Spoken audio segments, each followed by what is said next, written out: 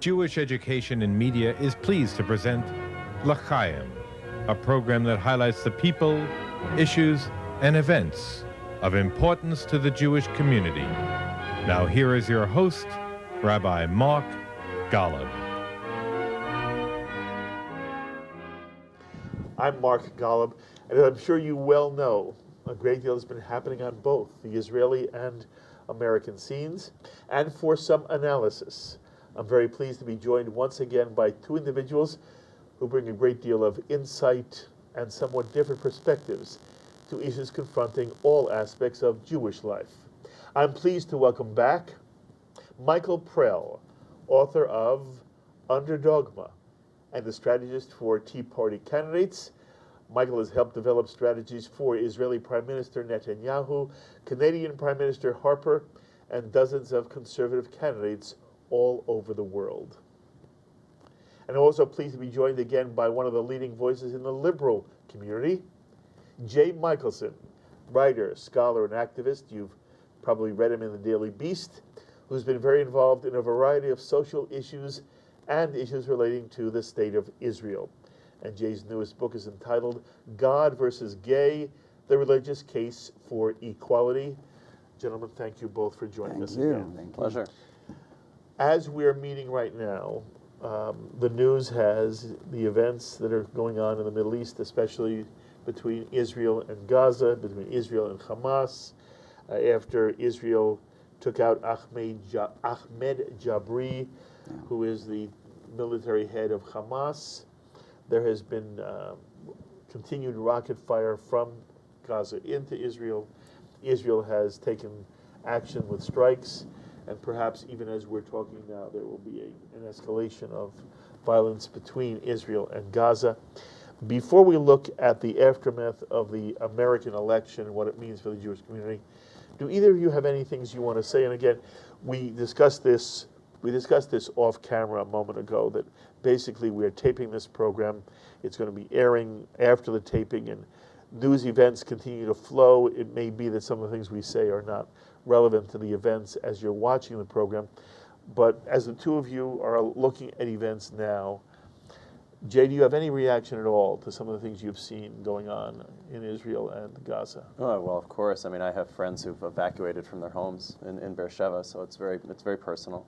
And I don't know that there's really a lot of daylight necessarily between the two of us. Certainly, I think the Obama administration's been 100% supportive and unqualified support of Israel's defensive action. It's been difficult to read some of the comments from some of our European allies who have characterized this as an offensive action rather than a defensive one. Yes. But I think, I think the real tragedy are the innocent people on all sides. And the differentiator clearly has to be what the two military wings are doing relative to those civilians who are caught in the middle, whether they're deliberately targeting them, which is what Hamas is doing, or whether they're doing their best to minimize collateral damage and civilian deaths, which is what the Israeli side is doing. Michael? Yeah, my first reaction is a human reaction. I have a friend who's been called up, and we all have friends who've been called up to serve, and whatever will happen next, depending on when this airs, it's it looks like it's going to be a big one. So my first reaction right now is let's watch and see what happens. Let's try to pay a little bit more attention to the 250 rockets that have hit. I mean, people are downplaying that. They're playing up the few strikes by Israel. But let's remember, 250 rockets in about 24 hours. That's a big deal. No, absolutely. And I think this is just a really difficult moment. Whatever one's political views, no one wants this conflict to come to this kind of exchange, and it's a really worrying time, I think. Mm-hmm. The comment you made about how it's being portrayed in Europe, it also is being portrayed a little bit in ways that make me uncomfortable here in the United States. And I'm watching a television crawler last night, and it's all about the Israeli strike. And it's only at the very end of the crawler is any mention that the strike is in retaliation to or in response to the barrage of rocket fire that Israel has had to sustain. And, Michael, as you look at the way in which Israel is being reported in the news these days, what's your sense of it? Nothing has changed. Israel is the aggressor. They're painted as the aggressor. And they either downplay or completely ignore, like I said, the fact that 250 rockets have hit. Those aren't 250 rockets that were created by themselves and decided to walk across the border. They were fired by bad people at Israelis, at Israeli homes, in order to kill Israeli families. That's a big bad thing that's happening right now. It's not getting talked about. This is a retaliation, and let's also talk about the bad guy that we took out. This is not an angel. So Israel is doing what's in Israel's national security interests. But if you watch the American media, and certainly the European media, what you're going to see is the aggressor Israel is doing a bad thing. No, Israel's under attack, and Israel is surrounded on all sides. And they took out a bad man, and now they're being hit by bad people who are trying to kill innocent people. That's what's happening. Yeah, I mean, I think my characterization might be a little bit different. I'm not one to put the white hats on one side and the black hats on the other. I mean, this is a tragic conflict. That being said, I think we'll be in heated agreement. The fact that, I guess unlike some, I'm not one who usually criticizes American media and the New York Times in particular. But the op-ed that ran on Thursday morning was shocking. The idea that what Israel should have done instead of launch this attack was consult Egypt, as if the Islamist government in Egypt was going to somehow intercede on Israel's behalf in an effective way against the Islamist regime in Hamas. I thought was surprising, and I was surprised by it. I think, look, this is, if you look at the reaction across the political spectrum in Israel, maybe not on the far, far left, but all the way, certainly through labor, there was a universal heated agreement and support for this action. And I think the important thing is that no one should want this. And I don't think anyone does want this. And anytime military action like this is taken, you're right, absolutely. We need to look at the whole context. And the notion, I think, that's challenging. There was a lot of tit for tat. There was a lot of back and forth before this happened. But to posit any kind of moral equivalence between a military action, even if it's one we might disagree with, if it's a military action in the service of some cause we might disagree with, to posit any kind of equivalence between that and targeting civilians with rockets flying over is deeply troubling. And I have seen that with some folks further on the left than myself, that this is just the escalation of hostilities. Mm-hmm. And that misses a critical point. There are different ways to conduct hostilities, and they're not all morally equal. And so even if one has a view that criticizes the sort of the situation that brings this about, the conflict in general, or Israel's policies in the conflict in general, to simply say, well, this is just the latest escalation, I think misses a lot of the crucial moral distinctions. Yeah, and unlike our friends on the far left, I have no problem assigning white hats and black hats in this. Everybody knows where I stand. The good guys are our guys, and frankly, those who are trying to kill our innocent families are the bad people. I have no problem putting a white hat and a black hat on the proper sides of that debate. Yeah, and I don't think that's the way that we make progress in having conversations. There are good people and there are bad people in the world, and frankly, the bad people are trying to kill the good people. I mean, I learned that in second grade, but I learned when I went to high school that it's not really that simple. And frankly, if Israel was disarmed, they would be destroyed. If the people who were surrounding Israel disarmed, Israel would not destroy them. And Israel would like to live in peace. If the moon were made of green cheese, it wouldn't be the moon. No one's calling for Israel's disarmament. I mean, that's where I do think we might disagree. I'm talking about the character of the two sides. There's clearly a white hat and clearly a black hat. If you took away the arms from one side or the other, you would see exactly what would happen. Israel wants to live in peace, and the fact that those around them don't want to live in peace necessitates actions occasionally.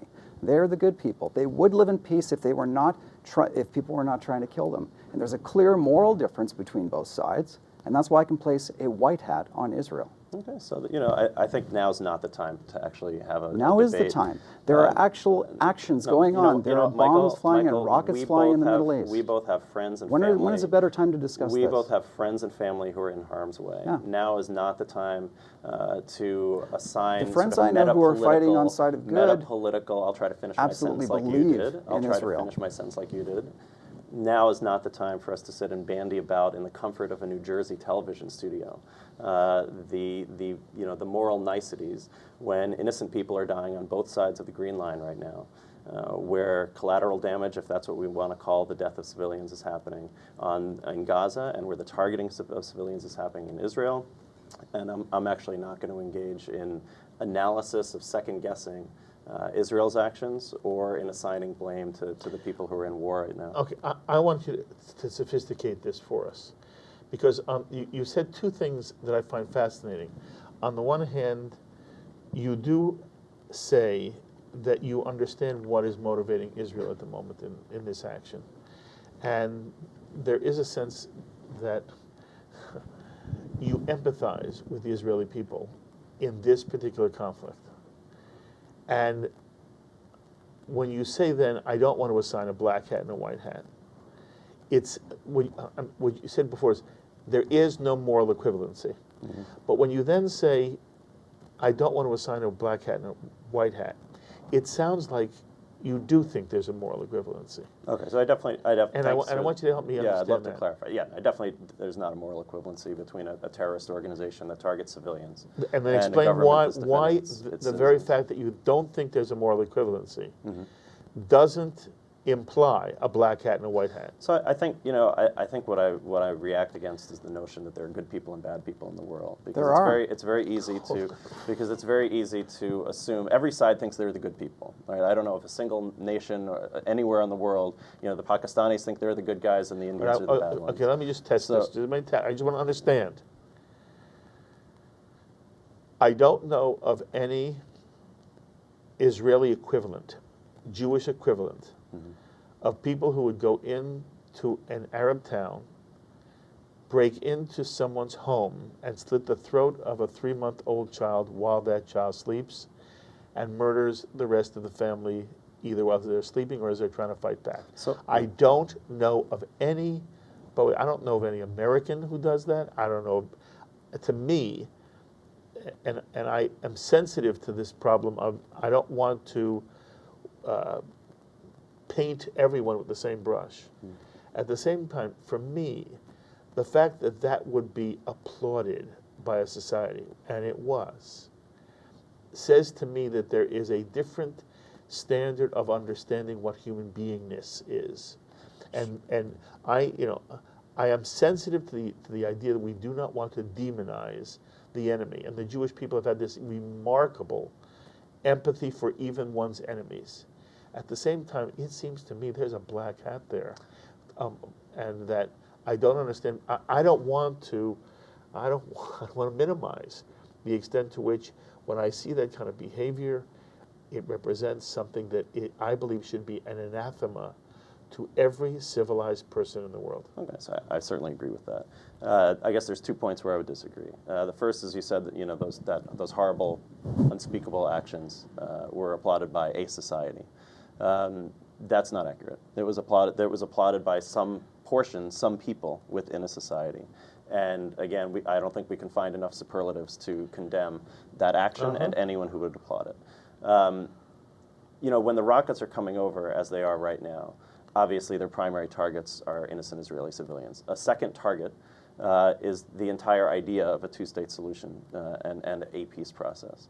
And the people who I've worked with, both in the Israeli side and the Palestinian side, who have been trying and working for a two-state solution, there's a tendency to be hyperbolic and say this is the death knell. I don't want to say that. This is a severe blow for anyone who wants to make a case for reconciliation, because it's very easy to then say, well, look, if Israel were to withdraw from the West Bank, we'd have the rockets coming over from the West Bank. So this is a deeply, when we simplify into the us-them and we simplify into the good guys and the bad guys, we're playing into a certain narrative. And it's the same narrative that the extremists on the other side want to play into. I'll make one more comment, and then I want Michael to respond.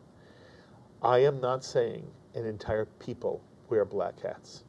I do not believe the Palestinian people as a people should be drawn with a black hat. Do I believe, however, there are within the Palestinian community right now black hats? I do. No, absolutely. Okay. I mean, that goes without saying. And to that, so that sophisticates the way in which you say it. It's not that you don't think there are black hats and white hats.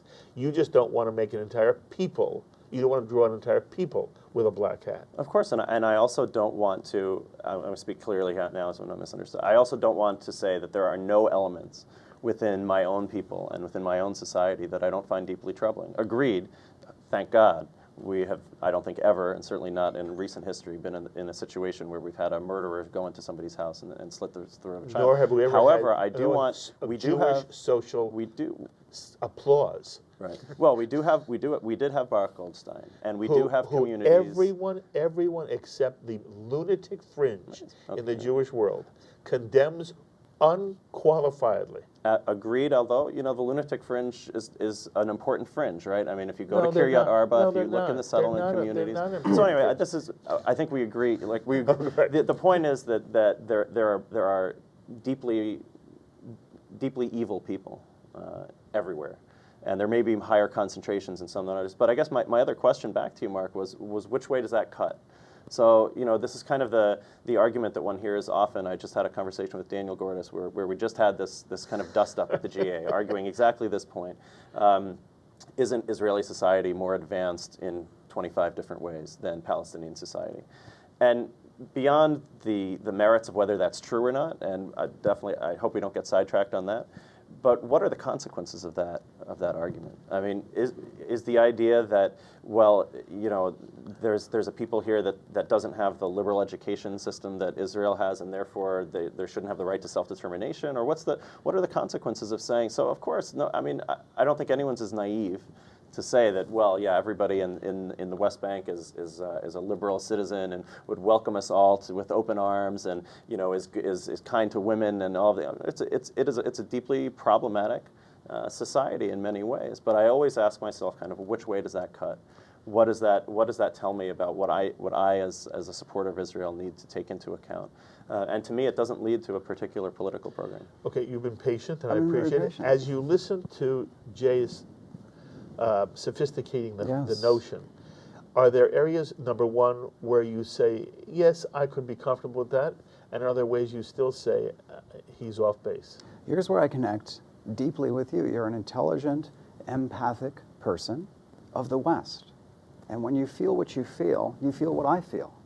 But what intellectuals in the West fail to understand is that they, the black hats, you don't want to get into an us versus them narrative, they do. They look at the world that way. When they see power, they want to take it. When they see a little guy, a weak guy, they want to kill him. When you see a little guy, you want to raise him up and hug him, as does most of the intellectual left in America. You're looking at them through a fundamentally different prism than they're looking at you. They want you dead. And in fact, they want you dead more than they want me dead, because I'm displaying strength. When they see what you're saying, they're seeing weakness, and they want you dead first. So who's the they here? Let's take a look at the map of they. Okay, so this is the map of the way things looked like in the Middle East when Barack Obama took office.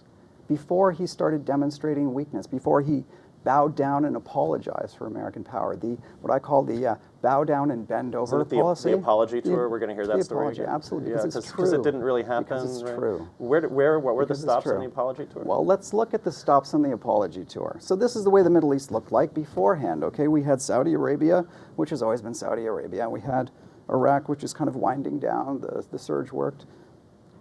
Iran, they still wanted the bomb. It was a pretty bad situation. Afghanistan was kind of winding down. This is what it looks like after 4 years of Barack Obama, okay? Egypt is now an anti-American, anti-Israel Muslim Brotherhood regime. They're gang raping women in the streets like never before. And Barack Obama is giving them a $1 billion Muslim Brotherhood bailout. It's That's not a nice working. phrase. That was the first. It's actually down That from was the first. aid to Egypt, That was I the like it. first stop on his tour. Next, in Libya, they murdered our ambassador and got away with it. In Syria, So they who's the they? Was it the hundreds of thousands of people who were protesting I'm across talking the about world? the people around the world when they sense American weakness. Right, but they killed the ambassador. Who was that? Because there were way more protesters in Libya protesting the murder of the ambassador than there were supporting it. So let's get when back you show to that, when you because show this the is map, a big list. We don't have all day. The list is going on. Syria, they're murdering their own people. By the way, I'm sorry. I Yes. want you to address that. Yes. Because what we did see after what I consider to be a heinous act, I have a lot of problems with the way the administration handled it, a lot of problems.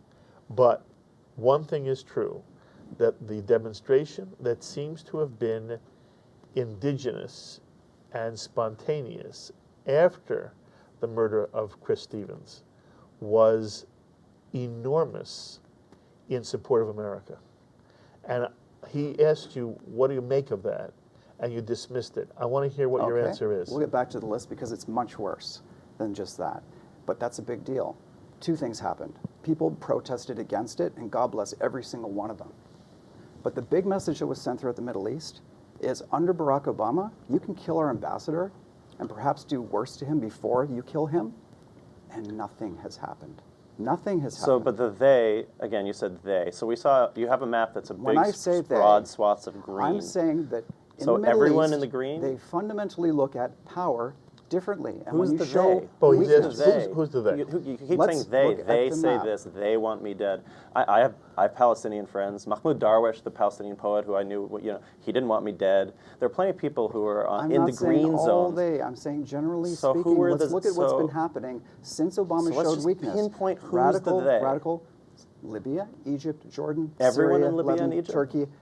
Listen, you know that that's not what I'm saying. So I'm trying to get I'm you to saying that pinpoint the who's regimes, the they. Who the is overall the they? behavior. The overall. Would you so define the America general as term? us and they as one united? No, we're going to look at what's happening at the top. Is Egypt more radicalized? So of course Is the Syria more radicalized? Is Turkey, I which guess used I'm to, not gonna get to answer Turkey, this which used to question. be a vacation destination for Israelis, more radicalized? Is Iran 4 years closer to a bomb?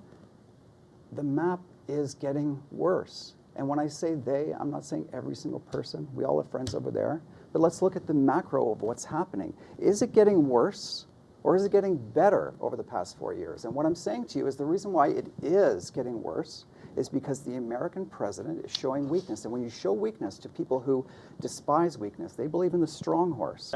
This is a nice theory. I mean, it would be nice in a college dorm room, but I just don't see any data to have support Google? these assertions. I mean, we have right when you create an Google us-them. it. So this was Have you not noticed this is what's the going new on? this is the new theory, The right? Arab So a few Spring years is turning ago, into an Arab winter. a few years ago, the folks on your side of the political fence said that what we need to do is go into Iraq, get rid of Saddam Hussein, and then there'll be this falling of dominoes across the Arab world, and it'll be a new spring, and democracy will be everywhere. I never agreed with that. Now, okay, so well, that's convenient for you, but everyone on your sort of side of the political Not everyone. fence. Did you say everyone? So Did you just criticize me for saying everyone? So fair enough. Many voices on the more conservative side of the fence, the ones that dictated the policy of the Bush administration, which led to the war in Iraq, had a particular view. And now that sort of there's a different administration in office, all of a sudden the view has shifted completely. So forgive my cynicism or my skepticism, but it doesn't feel like there's a consistent, data-driven, analytical policy here coming from the Council on Foreign Relations or other experts and people who have really studied the Middle East. It sounds like kind of, Clash of Civilizations 101, Samuel Huntington warmed over. It doesn't have data. There's no analytics to support this, and the notion that there's a big they out there, the green Islamic menace, that I still haven't heard quantified, that I still haven't, so of course it was, unfortunate isn't strong enough a word, tragic that the Muslim Brotherhood triumphed in the Egyptian elections. But it was an election, and it wasn't the only party, so there clearly isn't a they. Of course, Iran having a nuclear weapon is completely unacceptable. Absolutely, I suspect we completely agree about that. But there is an Iranian opposition, one that the sanctions are hopefully strengthening. So the notion that One there that is President a great, Obama ignored there a is couple years ago. the notion that there is a great they out there is a self-fulfilling prophecy. If our view of the Middle East, when I was talking with Daniel Gordis, a friend of probably all of us at the GA, and he said that the occupation is going to go on. He used the word occupation. The occupation of the West Bank is going to go on for another 50 or 100 years. I thought to myself, well, if we believe that, then it's no dream. That will be a self-fulfilling prophecy. What I think makes more sense and what's driven by the data is to get away from the us-them thinking, to find the partners that we do have on the other side of these political lines where they exist, and they may not always exist. And the notion that those of us who are looking for those partners and working for peace are somehow deluded about, quote, the Arab mind or whatever Orientalist cliche Bernard Lewis wants to put onto that, it is not driven by the data. That's just not factual. You will help yourself if you can identify the they. Because I believe there is a they. Yes. And the they is not everyone who lives in any one of those nations. But I think you have in mind a they. Yes. And so let's take them one by one. Who's the they in Egypt? So in Egypt, that's easily, it's the Muslim Brotherhood. So Are they in power? they are in power. Are they in control? That's the they. What do you say about that they? So that is a they. So they're I mean, again, I think we'll be in agreement that there are rejectionist elements on all sides. So what I want to do relative to the Muslim Brotherhood is strengthen the opposition, is see if this, Egypt's been a pretty unsteady ally, I think, for 30 years, that they've been the number 2 recipient of U.S. foreign aid for 30 How years. have they been unsteady? Well, unsteady is when it's really gone to the mat, the best we can really hope for from Egypt has been that they would sort of stay out of it and not make things worse. Once in a while, acting as a peacemaker, as a broker. Yeah, I don't remember in the last 30 years any issue where Egypt, in some way, was a problem for American foreign policy. Right, and I think, look, when Camp David was signed, there was a notion that there would be a war and peace between Israel and Egypt, and that has not developed. Absolutely. The Mubarak-controlled media for 20, 30 years continued to say horrible things about Israel and about Jews. It wasn't just about Israelis. It was actually straight-up anti-Semitism. And this was tolerated for decades from American regimes, Republican and Democrat, that felt that Egypt was still basically in our interest. I think, look, politics is the art of the possible.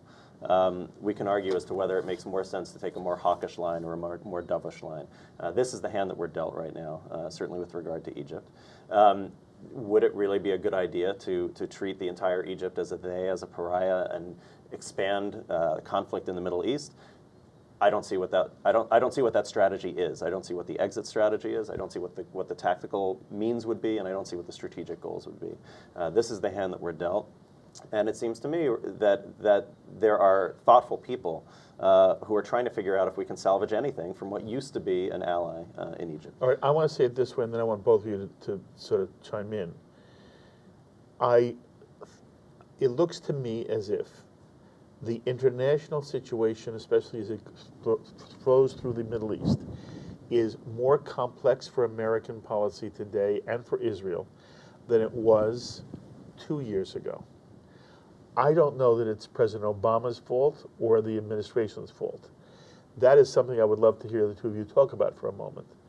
But I do think that it is an objective reality that there is a more complex Middle East now in terms of the Muslim Brotherhood's control of Egypt, in terms of the extent to which some al-Qaeda presence has dominated at least a moment of Libyan life.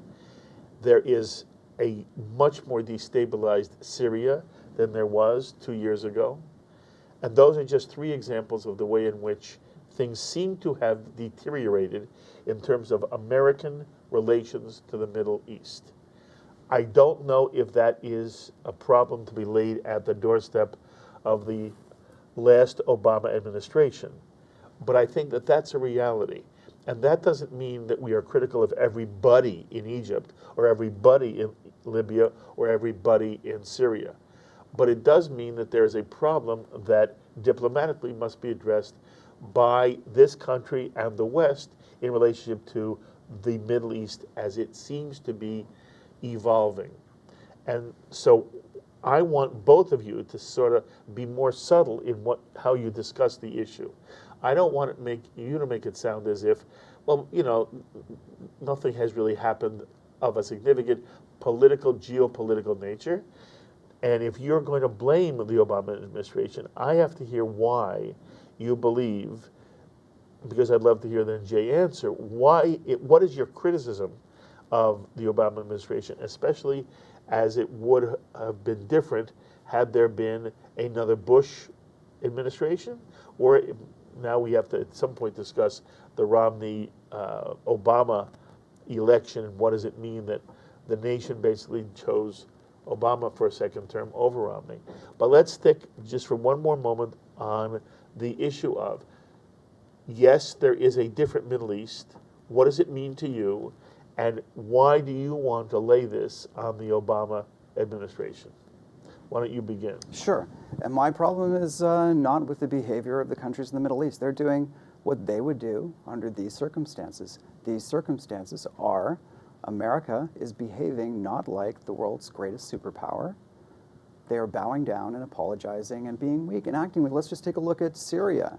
You know, he said Assad must go a year and a half ago, and Assad did not go.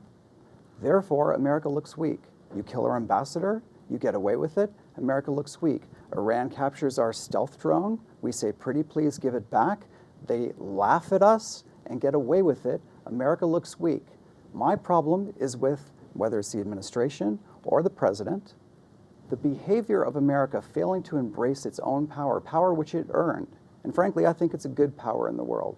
America being the number one power in the world is good, not just for America, but for the world, as witnessed by what's happened in the past 4 years. Can we lay this all at the doorstep of the Obama administration? I can, because it happened during the Obama administration. And if it happened during a Bush presidency, you would lay it at his doorstep. In the past 4 years, these countries have radicalized and fallen like dominoes because America has shown weakness. And I actually don't fault them for doing what they did. They're doing what's in their interest according to their worldview. My problem is with intellectual Yale Ivy grad folks in America who want to look at them through our eyes and think that if we were just nicer to them, they'll only love us. The numbers don't lie. The polls don't lie. The Middle Eastern countries actually hate Obama more while he's bowing to them than they hated Bush while he was bombing them. It's them. It's the way they see the world. I would prefer they see the world like us so we could all have a nice civil discussion around a table like this. But they don't, and you have to understand that when you're dealing with them. They respect power. They hate weakness. That's why this is happening. So, Mark, again, you know, pronoun reference is really important. We just heard a cascade of theys with no clear reference for exactly who that is. I think what it means is, again, you know, is this sort of notion that there is the Arab mind and that this is a clash of civilizations. And, you know, what this reminds me of with this, the repeating of falsehoods about, you know, there was an apology tour, which, you know, is what Obama called it, the biggest whopper of the campaign. You know, the reason why Karl Rove was stamping his feet on the floor and demanding that the election wasn't over when it was over is that we have an entire kind of para-culture in our political world where conservative think tanks talk to other conservative think tanks and where Fox News viewers talk to other Fox News viewers. Oh, And the same thing is true of MSNBC viewers. So yeah, well, the same thing is true. I'm not sure that's true. I mean, the Daily Show. So oh, Nate Silver. Please. So Nate Are Silver. you saying to me wait, that so, there's not as Mark. much of a narrow cut? Nobody talks to anybody, Jay. So we're talking to each other. I think. Yeah, no, I love it. I love there that. is a difference. There is a difference, Between? right? So between the fantasy world on the left and the fantasy world on the right. That sounds like an us versus them. What's the difference? Nate Silver went 100% practically, right? 99 point something percent on his. We were told that this was bogus liberal media pseudoscience, that the polls were lying, that you know this was all some sort of vast conspiracy, that the Tax Policy Center is a partisan body, and that's why we should squash their objective report about the effect of tax cuts. You know, go down the list. That we were sort of told all of these sorts of objective facts. We're not objective facts. And when you live in an ideological echo chamber and you believe that there was an apology tour and you believe that Obama was bowing to him and bending to her, then sure, you can cook up this kind of a narrative, and you can say that you know that there is such a thing as an Arab mind, and don't bother actually reading anything that Muslims and intellectual Muslims actually have to say. But we're just going to say that there's a they here, and they understand force, and this is how they work. You know, this was the same line of thinking, and the same sort of neocons who brought us the Iraq War. Which I do not think was a shining example of America's use of power. I am anti-neocon. I was pretty satisfied and happy to see that, unlike previous administrations, it was the Obama administration that got bin Laden, the people who actually attacked us, rather than the Bush administration, which lied about who attacked us and somehow blamed it on the secular Iraqi regime of Saddam Hussein, when in fact, of course, it was an Islamist group based in Afghanistan. It seems to me that in going after the actual threats, and I've parted company with many on the left who are bitterly against the use of drone strikes in Pakistan and Afghanistan, and who have been deeply critical of America's use of power in those places. And I've defended it within my own community against those who oppose it. If you actually look at the map of where our interests are, I just don't see this narrative played out. I have one last piece. To criticize the administration's policies in Syria, to me, is deeply problematic. We've not seen any alternative because, frankly, there is no good alternative. Right? I remember the foreign policy debate between Obama and Romney, where they suddenly seemed to agree about everything. And the reason was that Syria is an incredibly difficult situation. If we're going to arm the Syrian resistance, or we're going to support the Syrian resistance, we're going to have yet another Islamist regime now on the border of Israel. The idea that, that once we topple a dictator who's horrible, that we're going to somehow get a pro-American democracy, we've seen that that's not true. We saw it in Egypt, first and foremost. Right? So I think the notion that we should somehow be more powerful or stronger in our relationship with Syria, again, the devil's in the details. There is not a good end game. There is a reason why the basically hawkish government in Israel is kind of standing back from Syria and allowing this to play out how it's going to play out. There is not a good end game that I'm aware of. And on this one, I am willing to be persuaded and converted. If there is a good end game for the conflict in Syria, I would love to hear it. But to simply criticize everything that happens in the world, Al Gore said he invented the internet because he was in charge of some project when the internet came along. Yeah, and that was absurd. Let's talk about Syria. That was absurd, and it's absurd now to say that everything that happens geopolitically is the result of one meta theory of American use of power. Look, the one way you don't mess up Syria is to say Assad must go, Assad will go, and then nothing happens. That's a self-inflicted wound. That is showing that you're weak. Okay? If you don't want to do anything, if it's complicated, and if we want to have think tanks and come up with some complex solution, great.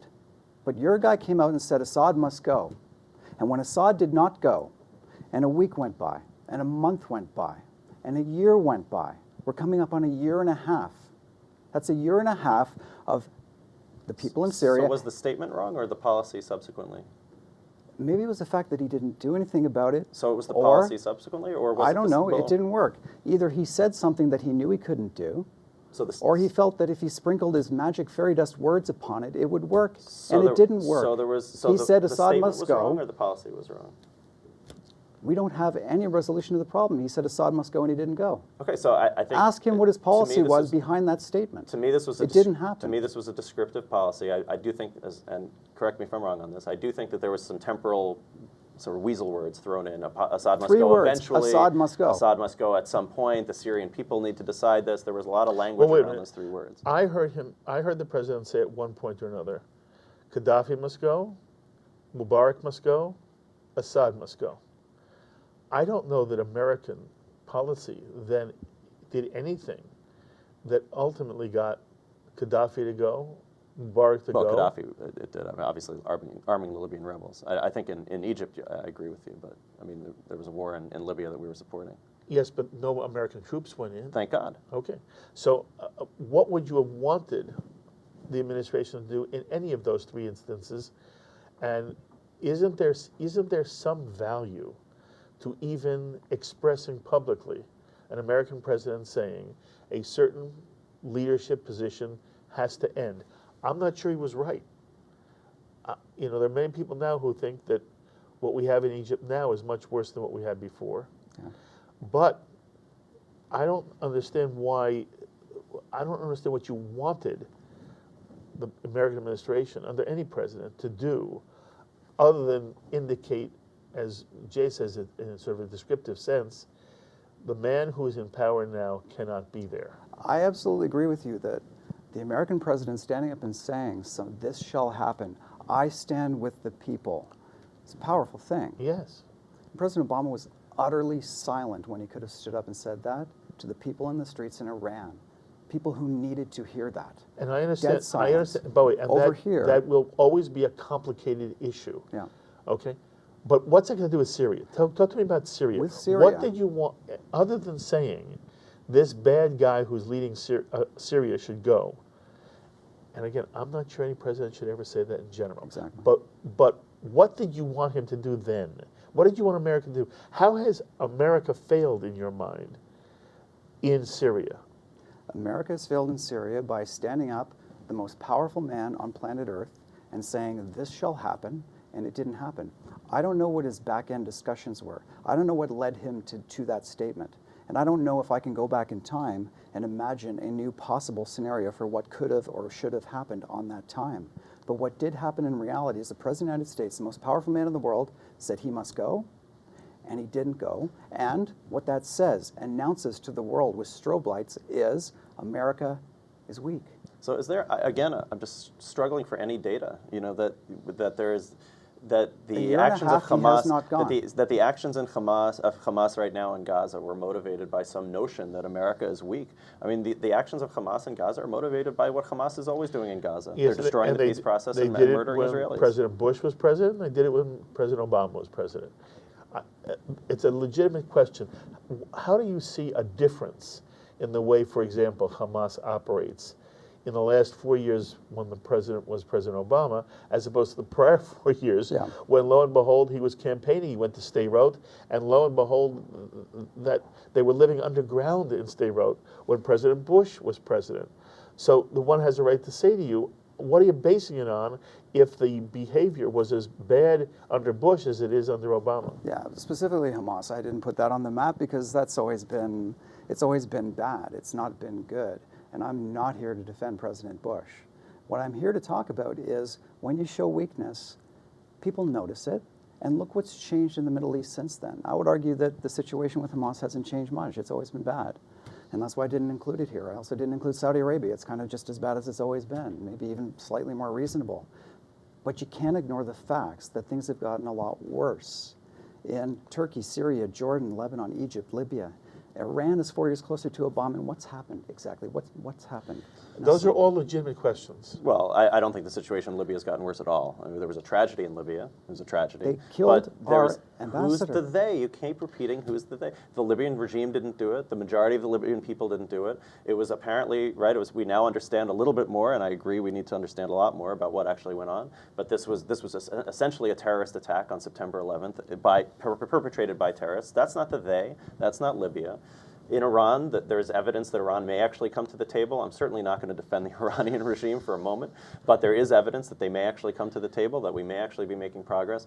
You know, the notion that we should just get tough and bomb everybody that we don't like, That's you not know, what like I'm John saying. McCain was sort of saying, we need Yes, to but show that's not power. what he was saying. He's saying we need to He said show we should- power and right. be strong. Right. Fine. To me, that translates into either military To action me, that or doesn't. the threat of You know what that military translates action. to me? That means don't So what bow should- down and what should we have apologize done? and There was apologize no and badmouth apology to her. American You power can throughout the repeat it world. as much as you Incidentally, want, but it there seems was to no me- apology but to her. It never it happened, seems except to- on Fox News. Just a minute. It seems to me that there are certain things that go on in the public spotlight about which there's no question. It's not about objective truth.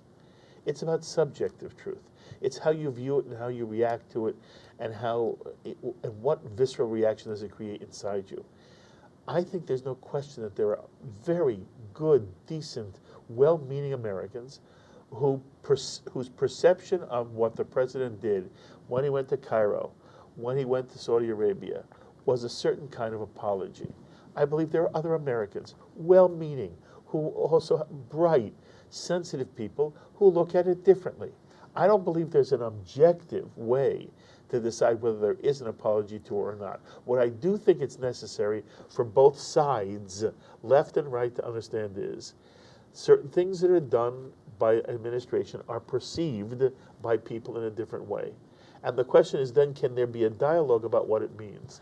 I think the stronger point you make is not that there was no apology to her, but show me evidence of the effects of what you experience as an apology to her. You experience it as an apology. There are many people in America who see what President Obama did when he went to Cairo as a certain kind of, we haven't been nice to the Muslim world, we're going to be nicer going forward. The question is not whether it was or was not an apology to her, but what do you feel the fallout was that was so disastrous, and why do you not see, when you hear them say it was a disaster, your response is, explain to me what the disaster is, because I don't see it, and objectively, I don't think you can prove it. Isn't that really what you're saying? Sure, I'm just saying post hoc ergo propter hoc. Just because something happens after something else doesn't mean the first thing caused the second. I'm not aware of any any serious Arab media that treated the speech in Cairo as an apology. Well, thank you, President Obama. We accept your apology, or we don't accept your apology. No one characterized it that way. I am aware of the policy literature domestically, in foreign relations and others, who talked about the strategy of why this speech was either a good idea or not a good idea. There was no one internally who conceived of it as an apology. Well, what we really need to do is apologize to the Arab world, and then they're going to. So these to me are data points. So I agree that people can perceive things however they want. Whatever 20% of the country still thinks that Obama's a Muslim. People can have perceptions, but that doesn't mean that they're facts. I have 500 data points for you in my 300-page book, 500 footnotes, where I actually give you everything you're asking for. Every single what I see as an apology to her, I write it out in the president's own words. I make no unproven assertions, and I'm not making any today. I wrote down what he said. I understood what he said, and then I understood it from the point of view of those who would want to take American power and how they saw what he said. And then I projected into the future of what that might result in. Book came out, and then this happened just like I said.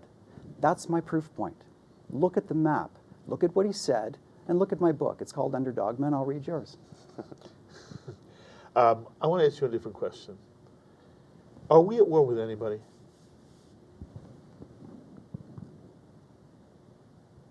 Well, obviously, we have a military campaign in Afghanistan, which seems as though we used to be in some kind of a civil war there. Do you think there is or is not a concerted, orchestrated offensive against Israel, the United States, and the West in general? Well, against Israel, obviously. I mean, there has been in different forms since it was started in 1948. Is it any worse now than it was before 2000? It's certainly more complicated. I mean, you mentioned that earlier. Is the situation more complex? I think the situation is much more complex. It's interesting, just to draw a little bit of an analogy, and hopefully this doesn't sound absurd, the new James Bond film, which used to be all about the black hats and the white hats, right? There were the Soviets and the Americans. Things were clear in the Cold War. The new one is all about, this ambiguity, and we don't know who our enemy is. And that's reflective of reality. I actually think it's an apt cultural moment, even if a little bit trivial. The reality is, yes, of course, it's much more complicated now than it used to be, and it's difficult to be at war with an idea or a set of ideas. It's also difficult. Are we at war with an idea? I think we are at war with an idea. I think we are at war with what it means to be a liberal democracy or a liberal state, and whether that exists around the world or only in some places. But if I say to you, Jay, are we at war with someone? You don't have a simple yes for me. It's a game of shadow boxing. I mean, you don't have a simple yes. It's not a simple yes. Okay. Are we at war with someone? Here's the sad answer. We are not at war. They are at war with us. Are we in a war with someone? We haven't joined the war. Does somebody want to hurt us? Yes. Is there someone who wants to hurt us? Yes. Okay. Are they attacking us? Not physically, but they're rising up to attack us. Was 9/11 a physical attack against us? Yeah, and they would do it more often if they could. Okay. Who's the they? There are several theys. In my book, I point out that it's the power have-nots in the world. The one that worries me the most, and the reason why I paused on your question, is because the biggest they is actually China. They're not firing anything at us. They're not trying to fire anything at us. Okay, so this is so interesting to me. Neither one of you said to me, of course, we're at war with an element of the extreme Muslim world. I would like for us to acknowledge that. What I'm saying is our nation hasn't acknowledged that. Yes, but I'm asking you what the reality is. Okay, the answer is yes. Okay, and the reality is not yes for you. You do not feel that there is an element of the extreme Muslim world. And it's an element. It is not the Muslim world in its entirety. But within the Muslim world, there is a segment of that world, which is, the word that's used is jihadist. It's a complicated word. But there's a jihadist mentality that says the West must be destroyed in phases, in pieces, and that the caliphate that was once ruling virtually the known Western world down through the Middle East must be resurrected again, and over time the caliphate should extend to the entire globe. Do you believe there is a portion of the Muslim world that has that ideology? Unquestionably, that's true. Okay, aren't they at war with us? So if that's the way we're going to define war and who we're at war with, then I'll sign on. Then I'll agree. But there are America haters around. I mean, I think we're. But is that controversial? Well, where Michael might actually agree. I mean, I actually do think that geopolitically, China is a much more serious threat. We may have very different prescriptions for that disease, but I think the prognosis is similar. And the notion, again, without getting into what we should do about China, the fact that we're sitting by and watching the 21st century slip away from being another American century to being an Asian-dominated century to being a China-dominated century is to me much more troubling, even in the light of what's happening in Israel right now, and even given my own emotional ties and physical ties and familial ties to Israel. That actually does keep me awake more at night. I mean, the notion that this is not a serious geopolitical threat, I think, is wrong. It is. Okay, is there a difference between an economic war and a war of violence to you?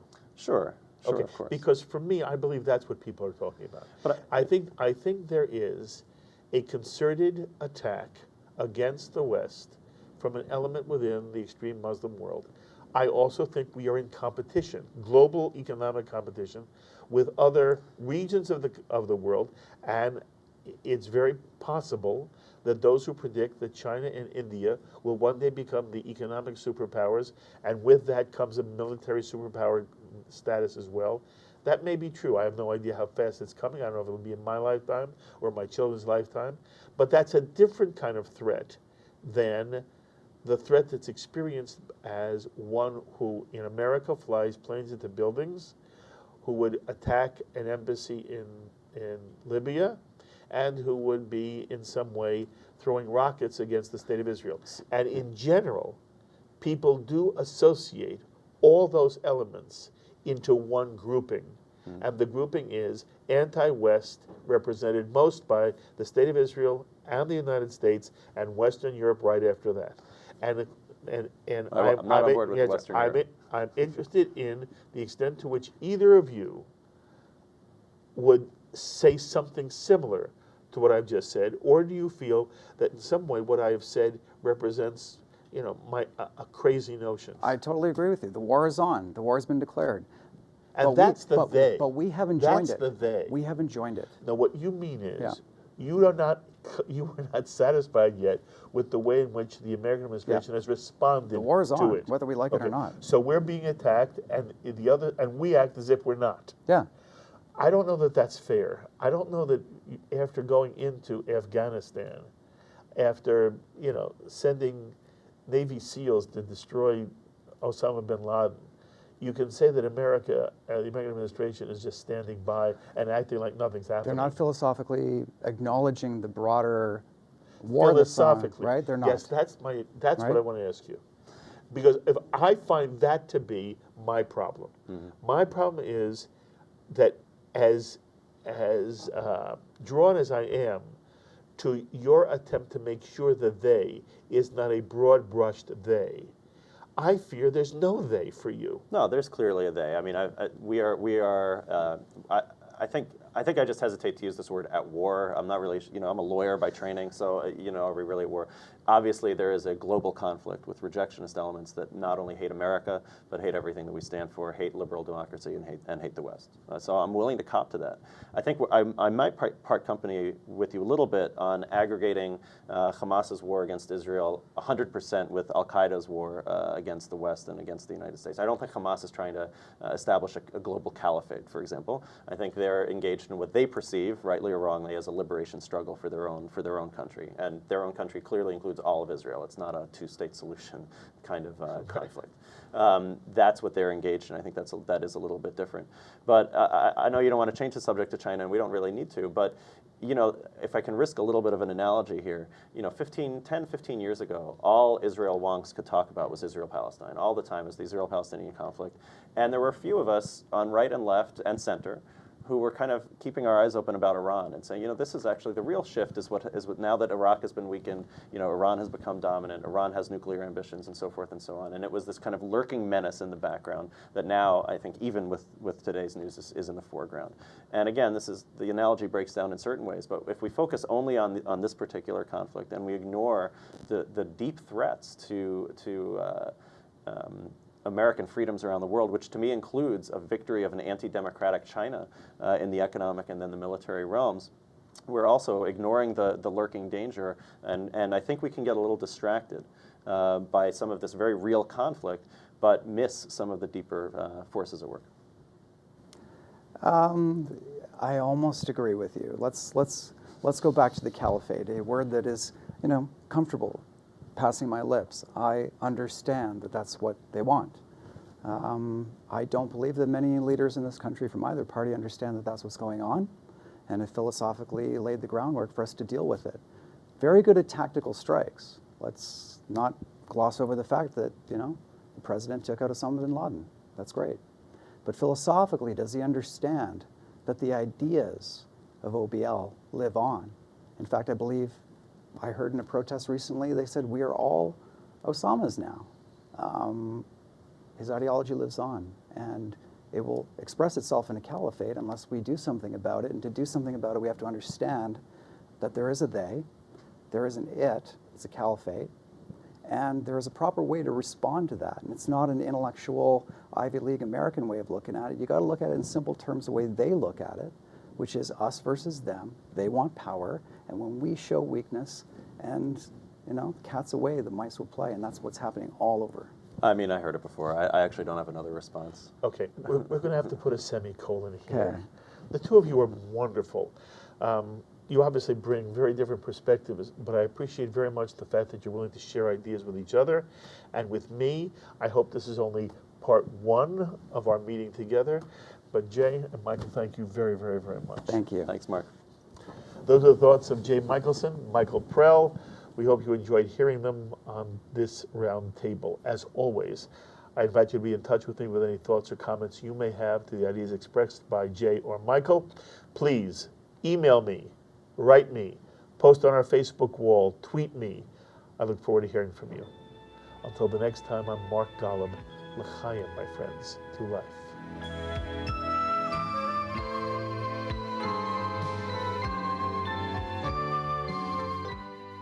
We would be pleased to send a complimentary DVD of this program to anyone who wishes to support Shalom TV with a tax-deductible gift of $36, double chai or more, to the nonprofit organization Jewish Education in Media.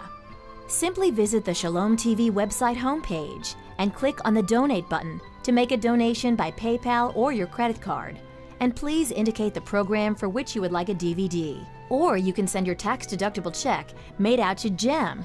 To GEM, Post Office Box 180, Riverdale Station, Bronx, New York, 10471.